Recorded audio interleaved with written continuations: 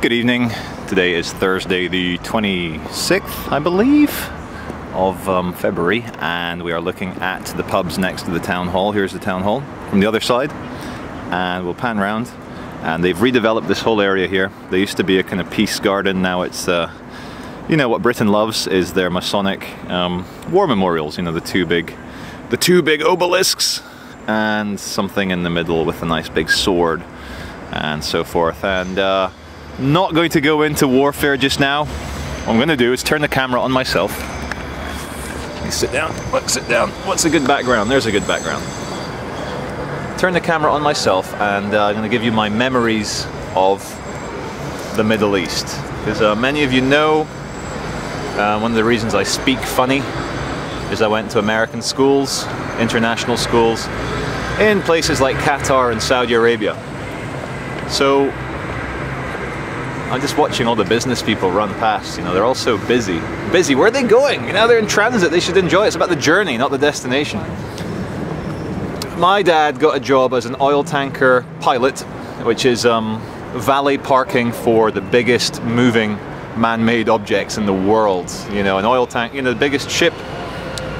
Anyway, it was the biggest ship is a Norwegian oil tanker called the Yara Viking.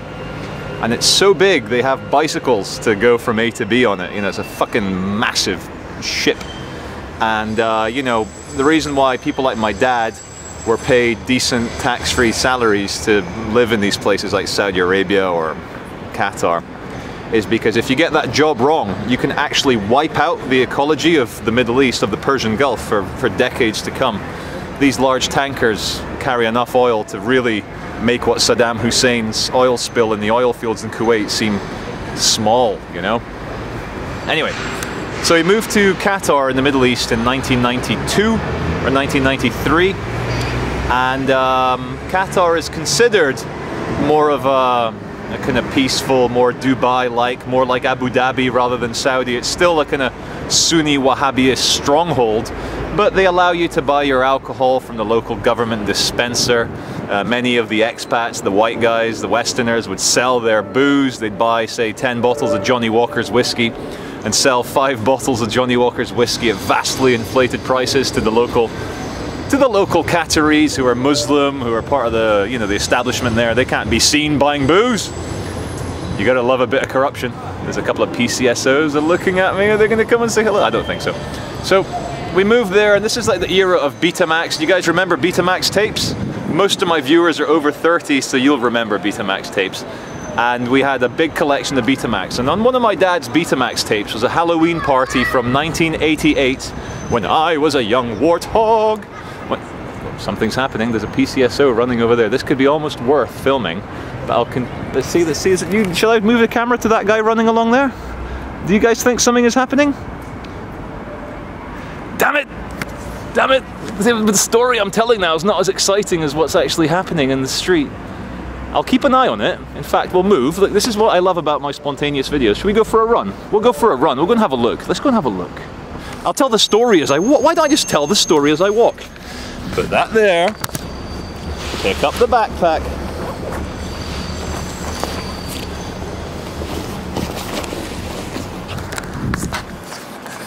Where was I? Yes, here I am. So there's this tape that my dad shot with his fucking huge, you know, the shoulder camcorders that used to get in the 80s. I remember my dad buying it in 1985 in a shop in Jeddah. We used to live in Jeddah in Saudi as well in the early 80s. And so many Western guys, English, Scottish, American, when you live in the Middle East, you buy the full Arab dress. You know, when you see the Saudi royalty, they're wearing those long white robes with the red and white things with the little black strips. You know, you look like a Bedouin, you look like an Arab from the desert. So my dad was dressed like that. And he had a big drink in his hand, a big cocktail in Brazil, a caipirinha. And he was maybe eating, I don't know, pork chops from the barbecue. Here's the traffic, just wait for the traffic. Wait for the traffic. Anyway, my dad being a bit of a joker, I don't know where I get it from, maybe it's from him. He, on video, I think my mum was filming and my dad's there with a bunch of people in bikinis because it's a swimming pool party. And he made some gesture with his drink and said, you know, this is to my new Arab overlords who are paying my salary in the Middle East. Thank you for the money, but this and that, blah, blah, blah, blah, blah. Anyway, fast forward a few years, as this is it, the Qatari secret police, for anyone moving to that country, they go through all your stuff with a tooth comb, you know, they watch all your videos, and my dad got hauled out of his job and taken by secret policemen to this office, and they sat him down, and my dad was like racking his brain, what are they gonna play me? And it suddenly clicked for him that what they were gonna do is play him that party at the swimming pool with the kind of the pork chops, the booze, and the full Arab dress. And they were shouting at him, saying, who's this, what's this? And my dad, being a quick thinker, he goes, oh, that's my twin brother Andrew. He's racist. He's a bad man. Anyway, let's get some intel. And they bought it. Baz! Dude, can I come with you? Something's happening. Can I follow you? Anyway, should we say hello? Anyway, this is Baz. He's one of the nicer PCSOs in town. Always, always friendly, always polite, always very civil. Yeah. And what we'll do, can I walk with you? Is that all right? Yeah, sure thing. Because I saw a PCSO running down. I was in the middle of ranting a video about my dad getting detained by the Qatari secret police for... Really? Did you know what he did? Oh, we used to live in the Middle East. No, this is back in the 90s. Oh, right, okay. He was in fancy dress at a Halloween party in the full Arab, you know, the Saudi Arabian robe. Yeah. And he had a drink and he's like, this is to my new Arab overlords. And they found the video when we moved to Qatar. They went through all their stuff. Right, okay. Anyway, I've just told this story on video. So how are you? Yeah, fine, man. How are you and your family? Everyone's fantastic. Children, yeah. Can you believe I'm missing bedtime, changing nappies, feeding them, showering them? Here I am in town, running around, chasing men in fluorescent uniform. Yeah, that's the one. Yeah. So, is there anything happening? Are you going to anything in particular? No, I'm just going to go in right now, Charles, to change my battery. Because it's nearly dying. But I'm sure later on that we can find something for you. Yeah, cool. I should get a radio police scanner so you guys can radio me direct. You know what? You should team up with me instead. I should come on the beat. We'll crack some skulls with our truncheons, man. No, we will hit people with a long truncheon of the law. Nothing like that, man. No worries, man. Anyway, lovely to see you. Hey, take it easy.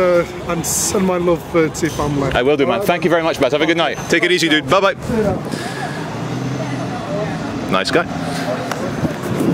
Genuine, nice guy. Anyway, let's go back to where I started. Look at all these PCSOs running around. They're just going to go, you know, recharge their batteries at the police station. There's no action. This ain't London. It's Manchester. Nothing happens here. So, fucking hell. My dad had to think very quickly. He's like, look at this CCTV car, look at that! My dad had to think very quickly on his feet. He goes, yeah, that's my evil brother Andrew. He doesn't like Arabs, he's a bad man. And they destroyed the tape. And fucking hell, like, you know, he's almost lost his job for a fun video. And that just goes to show you the mentality of these people. Like, come on, they're not worshipping God, they're worshipping tribal power politics. It's tribal power play. Do as you're told. Anyway, where was I sat? I was sat around here. I'll sit here. Anyway, we'll fast forward to 1996, when I was 16 years old, when I was still a young warthog. And I lived in Saudi. We were living in a place called Ras Tanura, where the nearest place you fly to from London on British Airways was Dhahran. Dhahran, many of you might remember Al Khobar, the Khobar bombings, or the American twin tower blocks that the Al-Qaeda blew up, killing many people. It was a horrible thing. We drove past the site and there was like a kind of 5-meter deep crater in the road. I should stop looking at the viewfinder, I should look at you guys. Hello. And yeah, I luckily left Saudi before it got too Wahhabist, before it got too fucking nuts. And but our parents, and we knew this, we knew about the kind of local extremist culture. And our parents said, don't hold hands, don't wear shorts. To my girlfriend at the time, who was the same age as me, 16, they're like, you know, don't cover your hair, don't look Western, you know, just wear long trousers, don't show affection, don't kiss. And we were in a shopping mall, I can't remember the name, it was in Khobar town, which is about a 45-minute drive from Dammam and Dhahran, if you know Saudi. Many of the people watching this probably lived, worked in the oil industry, military, I don't know. And we were there in this like gleaming brand new shopping mall. It's crystal, it's granite, it's Louis Vuitton, it's Giorgio Armani, it's Chanel, it's fucking everything. And you forget, it suspends your belief that you're in an Arab country because it's so air conditioned and everyone's Western, everyone's walking around having a great time. Anyway, there I was walking along with my teenage girlfriend in my teenage years, high school love, put my arm around her and gave her a kiss on the cheek. And stupid thing to move because straight away barks in a very angry authoritarian tone, something in Arabic. And we turned around and it was two uniformed policemen who'd seen us. What are the chances? Like, they're just these damaged control freaks. It's like they're waiting there, waiting to be offended by something so they can go and stick their fucking oars in. And we got detained and we got taken into a small room, and these two uniformed guys, they were armed, they had guns, so we weren't going to argue with them. And we're 16-year-old Western kids in Saudi Arabia getting arrested for kissing. What are you going to do? And we're in this room for about an hour and he's just grilling me, you know, saying, and the strange thing, he was shouting at me saying, "You like Playboy, you like Playboy." And I'm like, "No dude, only read it for the articles." And he didn't understand. And he started shouting and shouting and shouting. He's like, "Passport, passport, need your passport." And we're like, "We're not carrying our passport." But what we did have was our company ID, because it's a complete police state, fucking police state, Saudi Arabia.